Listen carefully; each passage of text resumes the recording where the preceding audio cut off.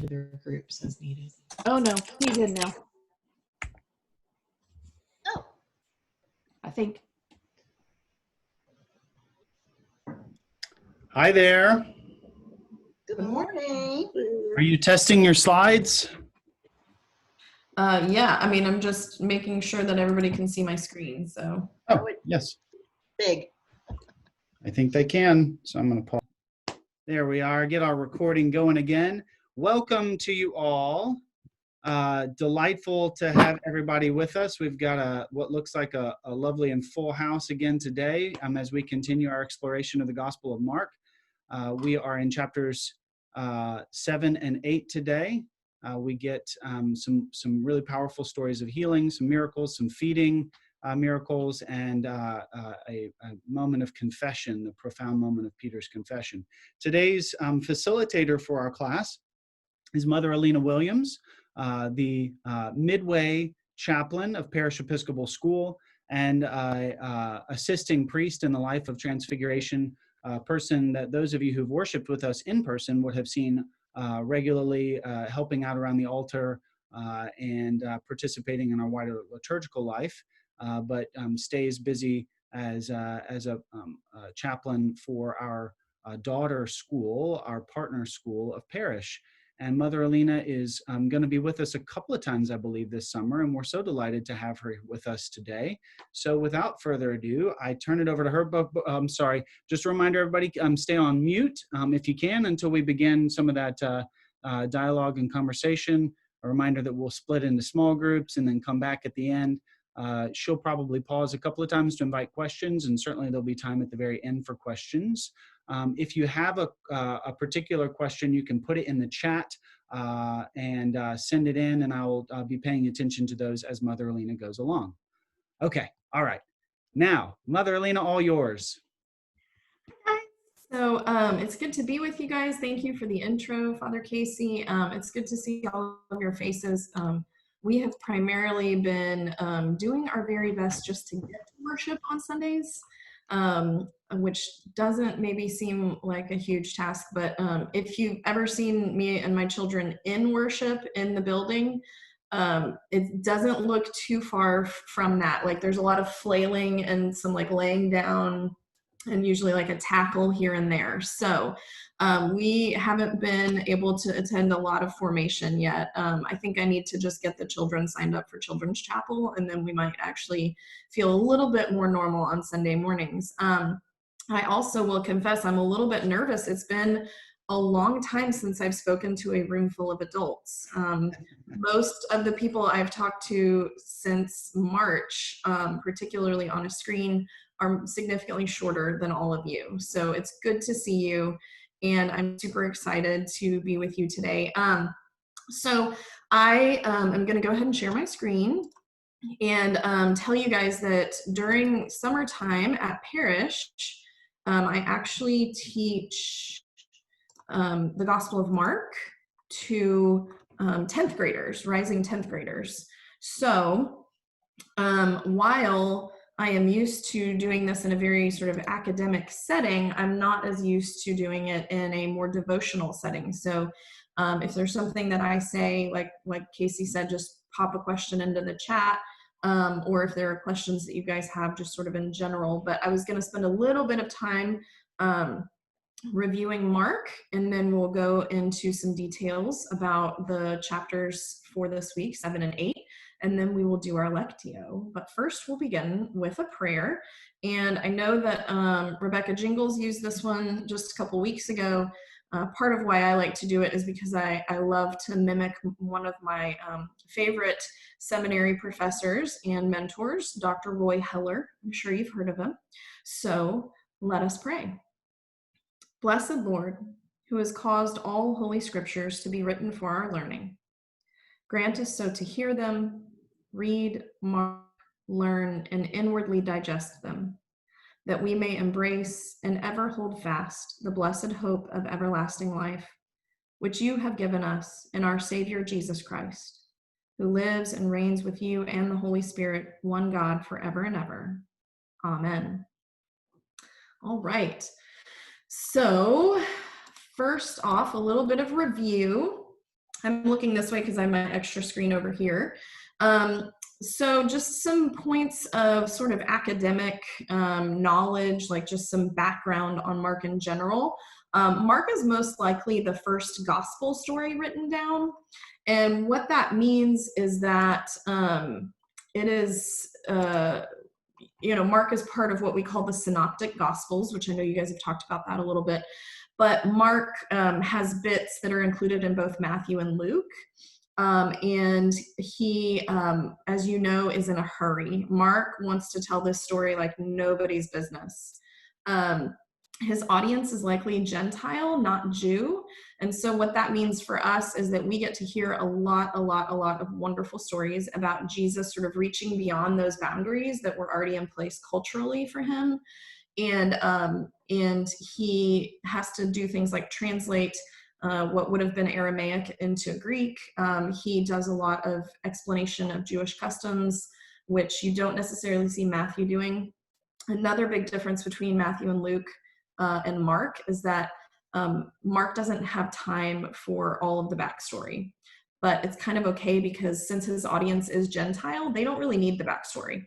They don't need to know all of the ways that Jesus's birth was prophesied by the prophets, because that doesn't necessarily do anything for them. It doesn't make them more, it doesn't make Jesus a more acceptable savior or more acceptable Messiah to them.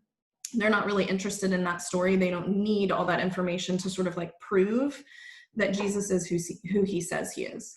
What they need is they need those stories of this guy who is reaching beyond the boundaries and who is going out to them and meeting them where they are. That's what they need. And so that's what we hear a lot of in Mark. Mark does see Jesus, though, as Isaiah's suffering servant. And so there's kind of this element of always being pointed toward Jerusalem, always being concerned about the law and how Jesus sort of reinterprets that. And Jesus, because he is all about sort of like knocking down fences and walls and things like that, he is for the people who most of culture has pushed to the margins. So women didn't have a whole lot of cultural value. Children even less. The people who we hear so many stories about in Mark, who were possessed by demons, right? They've been outcast to the fringes of their societies. And of course, Gentiles who aren't even part of the society that Jesus considers his home. So that is kind of a little bit of a review on Mark. I know you guys have done some really good stuff already with Mark's gospel. So chapter 7. So we hear the story of Jesus's disciples eating with defiled hands. We hear the Pharisees, sort of encountering these guys in their sort of rogue, breaking the law sort of way. I always think of like, this is probably not appropriate, but that show Beavis and Butthead when I was a kid on MTV, and they're like, breaking the law. But it's kind of that idea that Jesus is like, he's reinterpreting the Torah, and for good reasons. We're going to get to that in just a minute. The other things that we find here in chapter 7 are the Syrophoenician woman, which is one of my very favorite stories, and the healing of the deaf man. So starting with this defiled hands story, though, the Pharisees and the scribes are coming up from Jerusalem, so they're headed north in the kingdom. It's not a kingdom at that point, sorry. But they're headed north, and Jesus is sort of arguing with them about why they need to wash their hands. And so he says, because they're like, why would you ignore the tradition? Okay, so this is about tradition versus law at this point. Why wouldn't you wash your hands the way that our elders do? And he said to them, Isaiah prophesied rightly about you hypocrites, as it is written, this people honors me with their lips, but their hearts are far from me. In vain do they worship me, teaching human precepts as doctrines. You obey the commandment of God and hold to human tradition. And of course, that feels a little stingy because in the Episcopal Church, we love our tradition, right? We do a lot of things that we do because of our tradition, not necessarily because that is what Jesus teaches us to do. And so he talks specifically, though, about how they're breaking the 5th commandment, which is honoring your father and mother. and that essentially they're breaking commandments in order to hold up that tradition, in order to say, you're not doing it right. You have to do it the way that we teach, not necessarily just look at the law. So essentially there's become this sort of like intermediary between God and the people, which is to an extent, teachers, rabbis, right? Like Moses was the intermediary, right? But now Jesus is kind of taking that role on himself. He's saying, you know what, forget all this tradition and all these other people, just take all that away and you have God and you have the people. And part of what Jesus also, as we know in Mark's gospel, he doesn't necessarily claim for himself all that much, is that he is the Son of God, right? So as God's son, he's like God on earth. And so when you take away all that other stuff, you just have Jesus and the people. And that's kind of his point in this reinterpretation of the law, is that they don't need that intermediation anymore. They just get to interact directly with God. And then he talks about dietary restrictions, which I know that anybody who likes a good old bacon cheeseburger or some shrimp or lobster, nobody's upset about Jesus saying, don't even worry about the dietary laws. It's not stuff that goes into you that makes you unclean, but it's the things that come out of you. In other words, he's talking specifically about the mouth, right? So it's not what you eat that makes you unclean. It's what you say. It's what you, how you judge, right? It's all of these kinds of things. And then he lists what we call in theology school, we call it a vice list. So all of the things that come out of our mouths that make us unworthy or unclean to worship God. And so he calls the crowd to them and says, listen, there is nothing outside a person that by going in can defile, but the things that come out are what defile. And so he sort of, again, undoes the rules and the structure that the Pharisees have put in place to keep people away from God and to keep people outside. And he says, once you understand that this isn't really what this is about, then you once again have access to God. You once again have access to that relationship that they've been trying to keep you away from. So, excuse me. Any questions right now at this point about this idea about unclean and clean hands and how Jesus handles the Pharisees? Other than Jesus kind of does like a mic drop there at the end, like boom, laying knowledge on everybody. Okay, I'm going to move along to an area where we see this ministry to the Gentiles very much at play. The Syrophoenician woman is one of my very favorite stories because Jesus is kind of turned upside down on his own head. I really, really like this story a lot. So again, women didn't have a whole lot of cultural value. Primarily, they were not strictly property, but basically property. And really, the only value that they had was to bear children. And at that, they needed to bear male children. And so this woman comes to Jesus, and her daughter is plagued by a demon. And so he kind of at first doesn't give her the time of day. Now, we don't really know exactly, I mean, there are a lot of ways to read this story, right? Like you can kind of see Jesus maybe just straight up literal saying, you know what, I didn't come for you. I'm not, maybe he needed to have a snack. Maybe his blood sugar was low. I don't know, but he's like, I'm not here for you, right? And then I can also see Jesus being like, what will she do if I say, I didn't come here for you? What you got coming back at me? Like kind of trying to maybe probe a little bit. I don't know. But we know for sure that he says, I didn't come for you. I didn't come for the dogs. He calls her a dog, which is also like, oh, that's a little bit of a spicy Jesus. I didn't come for the dogs. I came for the lost children of Israel. And she says, yes, Lord, but even the dogs eat the crumbs from the master's table. So she recognizes that she's not part of the in crowd that he came to serve. She recognizes that boundary, right, that's in place, that cultural boundary. And she steps right up to it and says, hey, hi, I'm right here on the other side. And you've been reaching past this boundary this whole time. So can I get a little bit of that? And he says, you know what? You're right. Let the children be fed first. but I will also feed you. So he says, your daughter has been made well. For saying that, you may go, the demon has left your daughter. And that's it. So he heals from a distance. He, again, sort of reaches beyond those boundaries. He ministers specifically to 2 females, right? A woman and her daughter. And this really, really, for me, speaks volumes about how Jesus is opening up those boundaries even further, right? He's reaching out. And when people approach, just like the hemorrhaging woman, I believe from last week, just like when those people come to him, the socially appropriate thing would be for him to sort of ignore them, particularly if a woman approaches without a man to assist her. The thing to do would be to ignore them, to send them away, whatever. And Jesus doesn't do that. He engages, he talks to them, and ultimately he heals, which is probably the best news of all. So Jesus continues to go throughout the region of Galilee. This next story happens beyond Tyre and Sidon near the Decapolis. And this is a story where we hear less of a public situation. Jesus takes this deaf man off privately.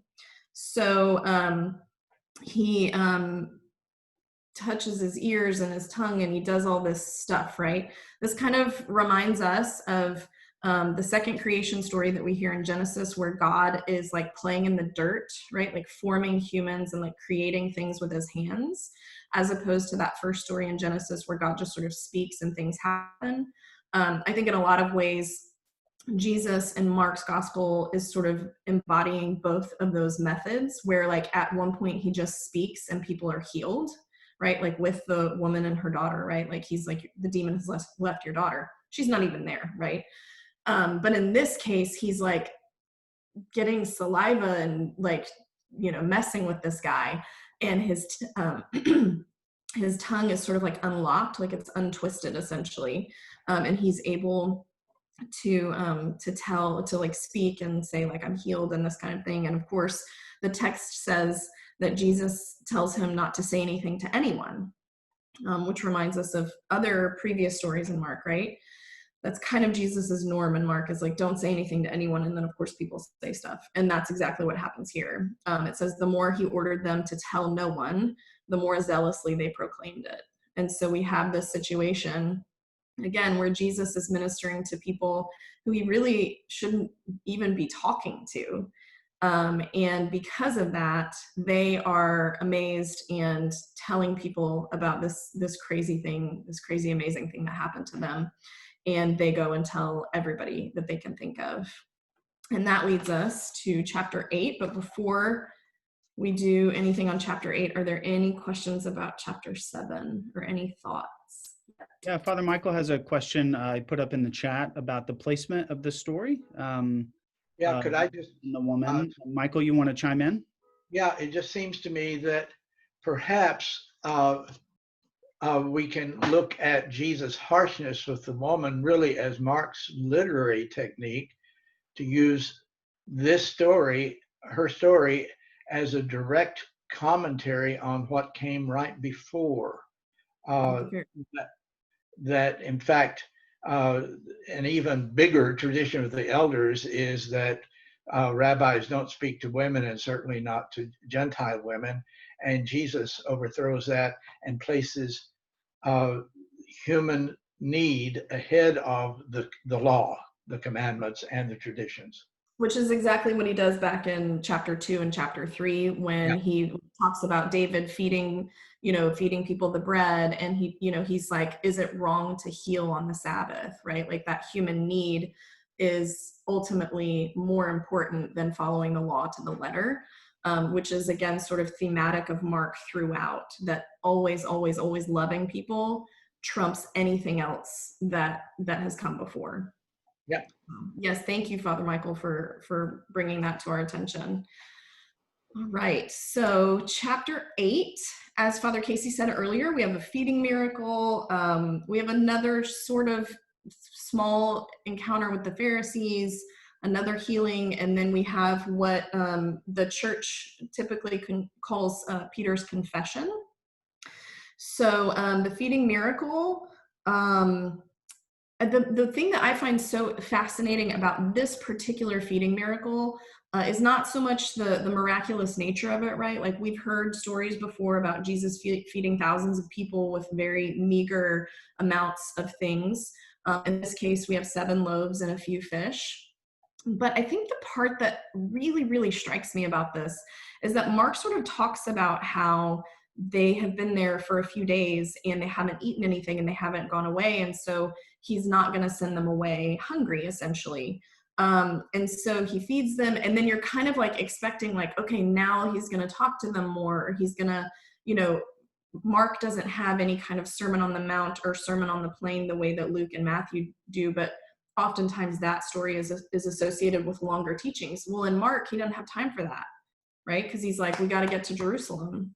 So what's fascinating to me about this is that immediately after they're fed, that's when he sends them away. So it's not as though he's like, let's provide them with a meal so that we can keep hanging out, right? It's not a prolonged situation.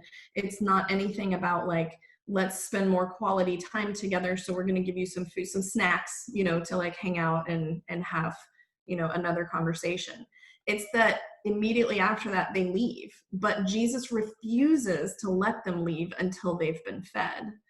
And I think that that's really a powerful sort of symbol for us, because our culture today, we gather so much socially around food. And it's just a really interesting thought to think that it's not necessarily the food that's bringing them there, at least not the physical food, right? It's Jesus that brings them there, but he won't let them go until they've been fed. And of course, that reminds me of our service, our Eucharist service, very much. So the Pharisees come in right after this, and they're like, we need a sign. And you're like, wait, did you not see the part about the feeding 4,000 people with only 7 loaves of bread? Like they come, there's nothing in Mark to indicate that they weren't already there. They just sort of like pipe up, like, we need a sign that you really are who you say you are. And Jesus is like, no, you don't get a sign, kind of, right? So he turns to his disciples, and of course, I think it's hilarious that like Jesus sighs deeply, like you kind of feel it, right? Like if you have ever spent any amount of time with children who like have attention spans the size, the length of fruit flies, or today in our culture, right? Like these things, like we have such like instant gratification needs because of our technology, right? But it's just like that very sort of like parental or like supervisory sort of like, oh gosh, like, are you seriously asking for this? You didn't just see the thing that happened with the 4,000 people, right? And so Jesus turns to his disciples and he warns them about the yeast of the Pharisees. And of course, in the other Gospels, when we hear this idea of the yeast of the Pharisees, there's a little bit more of an explanation, almost like a parable, but in some cases, yes, a parable. But Mark doesn't really have a whole lot of time for that. And because Gentiles don't necessarily worry about yeast or no yeast in the same way that Jews do as far as the Passover is concerned, saying beware of the yeast of the Pharisees to a Gentile audience isn't necessarily going to strike in the same way that it would a Jewish audience. And so Mark doesn't spend a lot of time on that analogy, but he does say that that they need to beware of how the Pharisees, because yeast, as you know, if there's even just a little bit of it in a recipe, is going to change the whole chemistry of that. And so he's like, be careful, because even just a little bit of what they're saying can affect and change so many other things. And so the disciples, though, precious, bless their hearts, disciples, they realize that they have a loaf of bread that they're eating, and they're kind of like, wait, are you talking about the bread? Is this about the bread, Jesus? Because we kind of forgot to pack bread for us, and so we just have this one loaf for all of us. And the way that I sort of picture Jesus is like insert the eye roll here, right? Because he's talking about the yeast of the Pharisees, and he's sort of getting up this intellectual sort of comparison, right? Metaphor. And they're like, is this about the bread? And he's like, no, oh my gosh, like you guys, because he's just, again, he's dealt with the Pharisees who don't get what he's done. And now he's dealing with his closest friends and followers who are just not quite putting it together, which is unfortunately how the disciples are pictured in many gospel stories. But he does say, do you not yet understand? Are you really not getting this yet? And so we have that recurring theme that happens a lot in Mark too, right? That seeing and understanding, that perceiving and understanding that's not fully happening yet. So then they get to, eventually after this story, they get to Bethsaida, and there is a blind man there who cannot see. And so we have Jesus kind of taking him off to the side again. This is not a public healing in front of a crowd. This is Jesus taking him off to the side. And the way that I like to think about this is as holy saliva, or as some people like to say, holy spit, because Jesus, again, takes his own spit and puts it on the man's eyes. You're on fire today. Keep going. Again, I'm used to talking to young children who think that regular words sounding like bad words is really funny. So do rectors sometimes, so keep going. Well, you're a child at heart, Father Casey.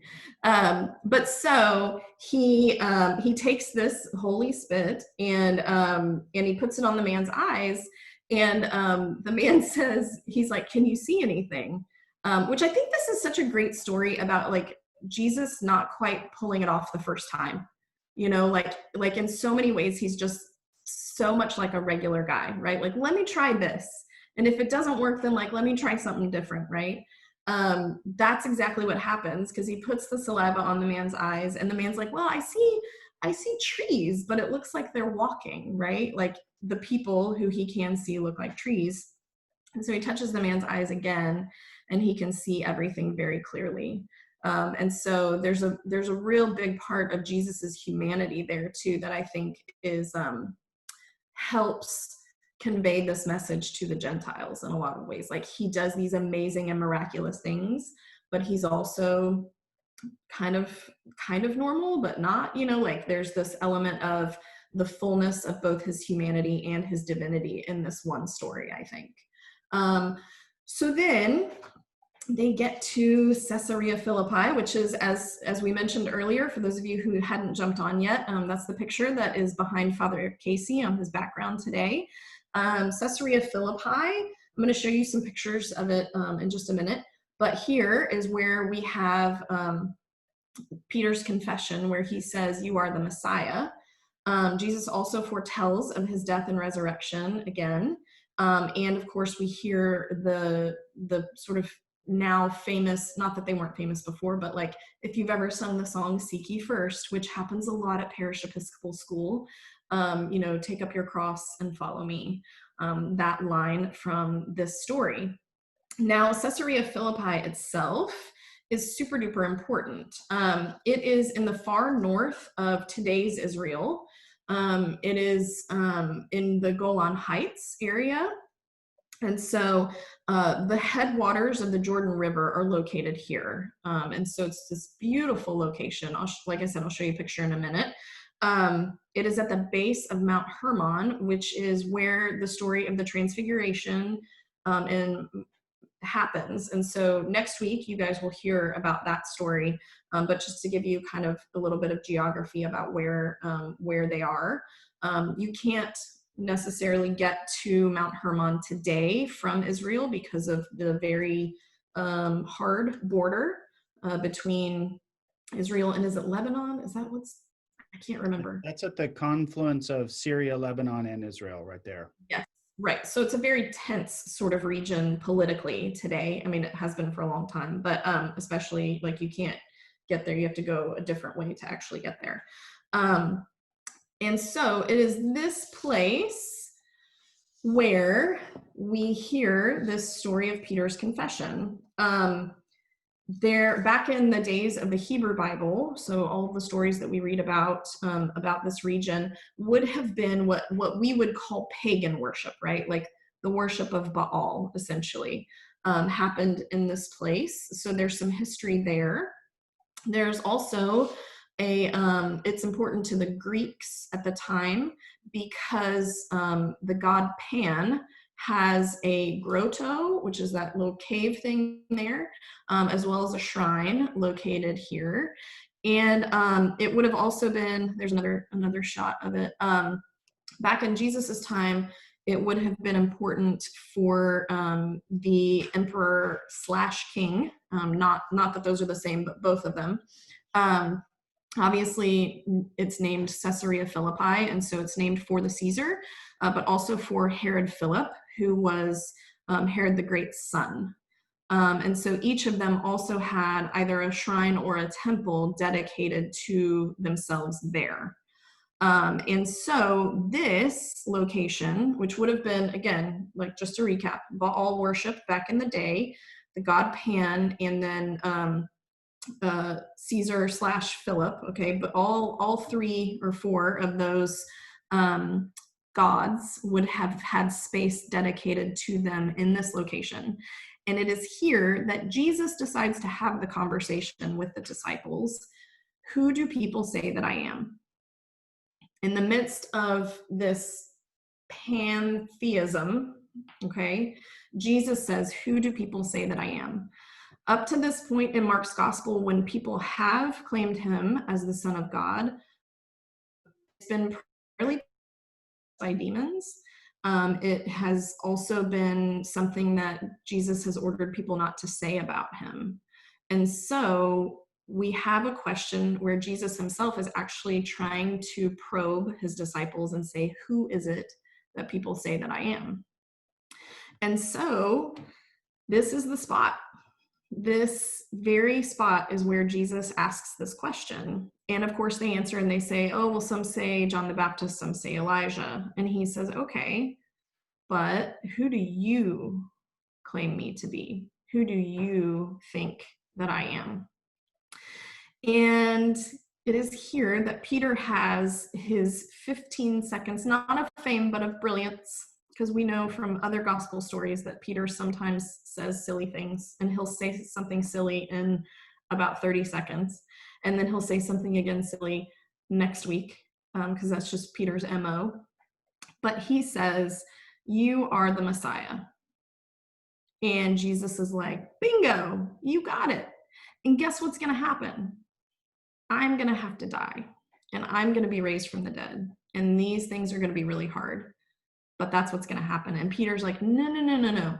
That's not how this works, right? Because the Messiah was not expected to be the suffering servant necessarily, right? But Mark sees Jesus that way. The Messiah was expected to be more of a political leader, like a king, who would come in and overthrow Rome, who would come in and restore Israel to its sort of rightful place in history, the way that it was under David's rule and under most of Solomon's rule. Okay, and that's not what Jesus is predicting here. And so Peter is having a hard time with it. Jesus even calls Peter Satan. Like, that's kind of a big deal. I don't know if you realize it, but that's a big deal. That's not a nice thing to say. Just in case you had questions about that, it's not nice, not at all. And so he rebukes Peter. And that's also some pretty strong language for Mark to use in describing what happens.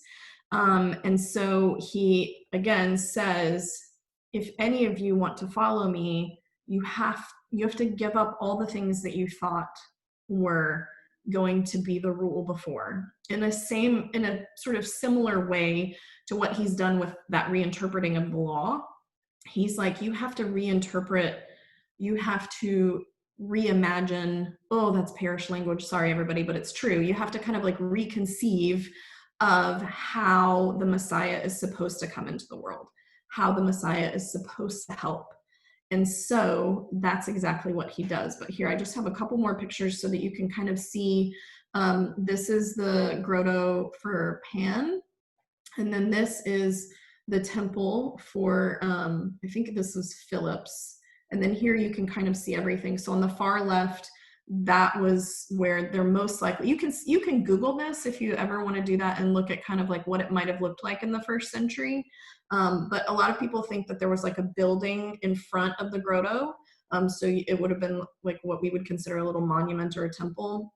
And then over on the far right where you can see those ruins, that was definitely also a small building, like a temple that was built. And so again, at this location, Jesus chooses to have this conversation with his disciples. And so, are there any questions at this point? Anything in the chat?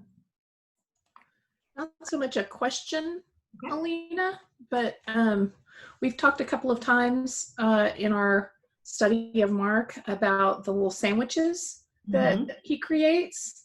And so just to sort of point out here that the healing of the blind man that you just described will meet up with the healing of another blind man. And within that, we have Jesus having this conversation with the disciples several times about his passion. And so I want to flag that for those who are kind of trying to keep up with those little sandwiches within the greater sandwich that is the gospel, so that people can be on the lookout for it. Yeah, there's also a healing story when they come back down the mountain here at Caesarea Philippi. That's not about a blind man, but it is a healing story of healing of a demoniac. So yeah, there's several important things that happen in and around this location. Anything else before I send you off on your Lectio? Okay, so then the scripture that I've chosen for us to look at today is that bit of Peter's confession, because I think it's just important for us to sort of consider, particularly these days, the question of who is God to us, and at the same time, who are we to God? And so this idea of sort of certainly recognizing that identity, but not necessarily giving Jesus the description that he would choose for it, if that makes sense. So like, I think a lot of times we sort of want Jesus to be a certain way, or we sort of want God to be a certain way, which usually lines up with our ideas. But that there is also this element of this just is who Jesus is, and sometimes that can rub us wrong, or sometimes we don't really like it, but this is who he is. And it's not just who they say he is, it's not just who the disciples say that he is, but it's also who he says he is. And so that's what we're going to do. All right, everybody. So you're going to get into your groups. You could choose to have somebody read this nice and slowly and read it through, focusing on the word or phrase that's standing out to you. And then perhaps even because it's such a lovely short passage, you could maybe even read it a second time. And I just really want to encourage everybody to listen, and not only to read it with your eyes, but to really listen to it with your ears and your imagination. So perhaps if someone else is reading it, close your eyes and just listen to it carefully. So first read through, listening to the word or phrase that is standing out to you. Perhaps in that second read through, what do you think God is saying to you in that passage, and more specifically in that word or phrase, and wrestling then with this question, a question that comes to us across the 2,000 years, a question Jesus is asking each of us uniquely, who we say that he is. So if we are ready, I think we'll go for it. All right, everybody.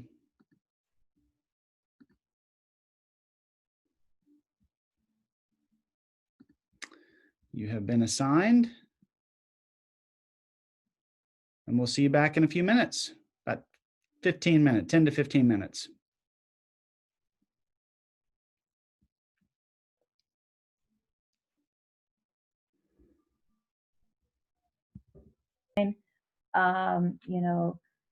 Peter answered, "You are the Messiah." And then I read NIV version. It was, "You are the Christ." And then we pulled out the Message. where you are Christ the Messiah, sort of split the baby in half. But we talked about that, the Christ versus Messiah. Yeah, anointed one. I mean, essentially, I wonder, I don't have the Greek in front of me, if it has both of those words, Christos, and so there's maybe a bit of redundancy. Yeah. Driving home the point of his identity, I suppose. Yes, but Christ and Messiah are the same word. One is Yeah, Hebrew, one is Greek. They're the same one's word. Hebrew and one's Greek. Meshiach is the Hebrew, where we get Messiah, and Greek is the Christos, the Christ, which is, it just means, both are essentially anointed one. I don't know why there's redundancy in the translation, though. Other thoughts? We discussed in our group the use of the word Messiah. So here you are, Mark, writing for basically a Gentile audience. It's a dialogue between the disciple and Peter and Jesus. So Messiah is not unusual in that context, but it's just kind of out there with no explanation. Would the Gentiles have understood the concept of Messiah?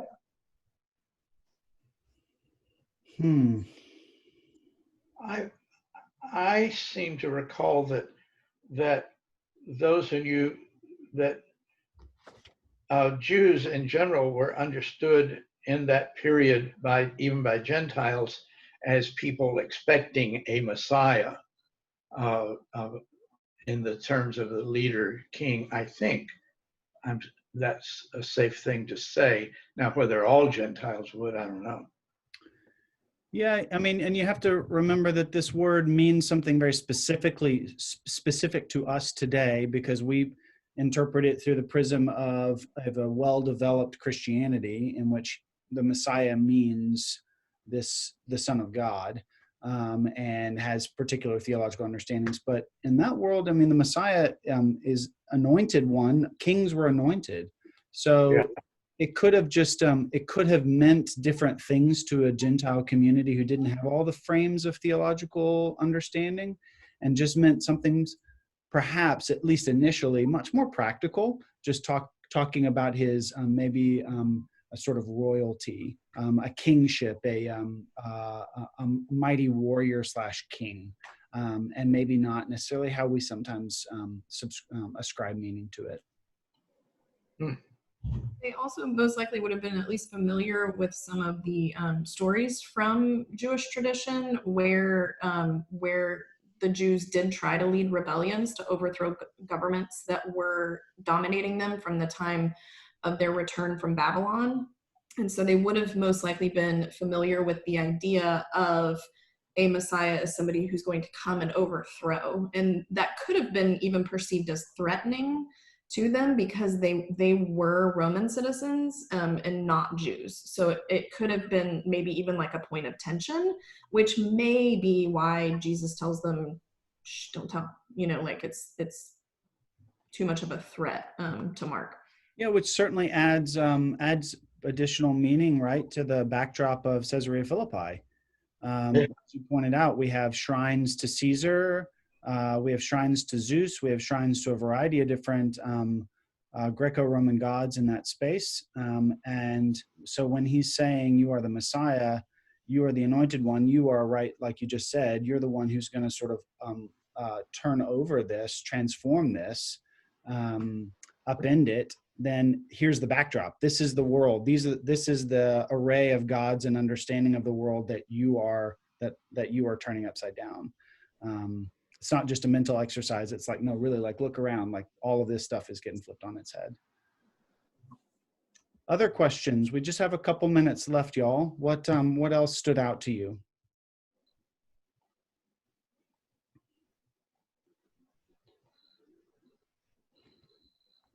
I love the healing of the blind man that comes in phases when he says he can start to see, but people look like trees. y'all, I just want to make sure as we're sort of like ending our time today that we all understand that vision, sight, sightedness, spiritual sightedness happens sometimes in stages. Even when Jesus spits on you and lays his hands on you, holy spit, nevertheless, sometimes it only is fully realized over time. And I take great comfort in that, that sometimes the process of the healing and the transformation of our vision and understanding is messy, spit, and also that it might not be perfect all at first. Sometimes when I read these healing stories and he just lays hands on somebody, or somebody didn't even have to touch him and suddenly they are healed, it can leave a person who is still struggling with a real challenge or a hardship in their life feeling like, well, why can't it just happen like that for me or my loved one? Here we are reminded that the grace of God is pervasive and all powerful, but it is also mysterious. And sometimes we are not in control of it, and it sometimes doesn't happen with the snap of a finger. So I hope you'll, yeah, please. Could I just follow up on that thought? In the first early years of, the first few centuries of Christianity, when there was such a big emphasis on leading. Uh-oh, you just got muted. Hold on. I'm unmuting you. In the early years of the church, when there was a really big emphasis on leading people gradually towards baptism, this story was a very important one to the Christian teachers to say, look, guys, you're not going to get the whole message all at once. It's going to be a step-by-step process. And I wonder if Mark is presaging that just a little bit, because after all, the disciples still don't get it, do they? That there's a little lead in, let's explain why disciples can't get this. They're like a blind man who only gradually gets his sight. Yeah, absolutely. The disciples are the blind man, aren't they? And their sight doesn't really. And we are too. As fellow disciples, absolutely. Okay, everybody. Mother Alina, what a wonderful gift you've given us today. Moving so beautifully through a lot of rich material today in chapter 7 and 8. Friends, we'll be back together again next Sunday to continue our exploration. I'm trying to remember if we only have one chapter or two next week. I think we have two again. So I believe we have 9 and 10, including the Transfiguration. So Alina teed that up for us today. You really want to hold on to chapter 8 as you move into chapter 9 and read the story of the Transfiguration, because they definitely go together. So perhaps consider rereading 8 before you read the next couple to really get a sense of how the thread gets pulled. We are grateful for you, Alina, and what you've given us today. Friends, have a great day, a great week. I hope that it is filled with good things, and that question remains reverberating around in you. Who do you say that I am? Continuing to wrestle with it and ponder it, and then being ready to lean into your answer. Okay. All right. Well, go in peace to love and serve the Lord. Thanks be to God. Be to God. Bye, guys. Bye.